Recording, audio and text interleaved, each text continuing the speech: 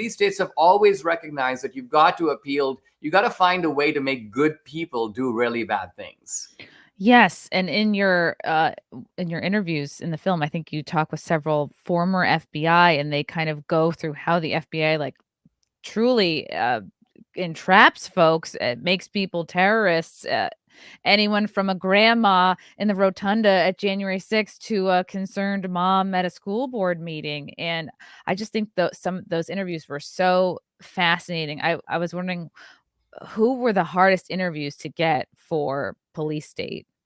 Well, the hard thing is not so much to kind of get the interview, but it is to get someone who is not accustomed to being in a film, who's not a public figure. They're an ordinary guy, to be able to reveal their experience in a manner that is both cinematic and a manner that holds the interest of the audience. So, you cannot do that in a normal way. If you listen to a normal conversation, people have a lot of knows, and that reminds me of the time when, and my grandfather used to say, and so what I'm getting at is in a film, it has to be very tight. For me, a film is like drawing back, a bow and arrow and creating that tension, and you can never let go until the closing credits. So you have to hold the interest of the audience for 100 minutes straight.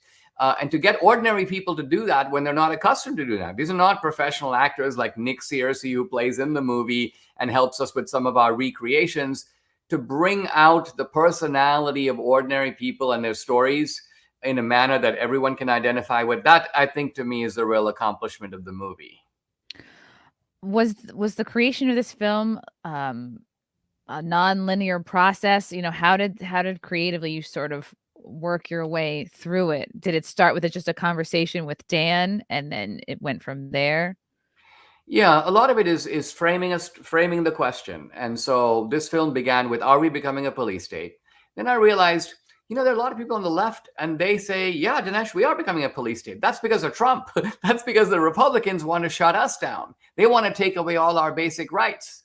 They want to suppress the vote. They want to shut down the trans people and so on. So I thought, wait a minute. So this is actually a little different than I had started out with, because it's not a debate about whether we're becoming a police state, but which side is running the police state. And so I set up the movie that way. Let's look at what a police state is. Let's look at how it got started. Let's look at how it developed. How is it organized? Let's look at who's behind it, who's running it, who's in charge. Then we'll be able to know if it's coming from the left or coming from the right. And so that gives a movie is a story, and a documentary is a narrative, a kind of a guided tour through an important question.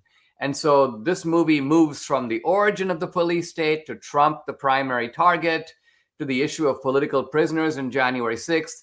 And then it moves to just ordinary guys who are just going about their normal American dream, maybe participating in civic life, a mom who cares about what her kids are learning in school, and then bam, they come face to face with the police state. So it leaves you with the idea that no one is safe. You could be next.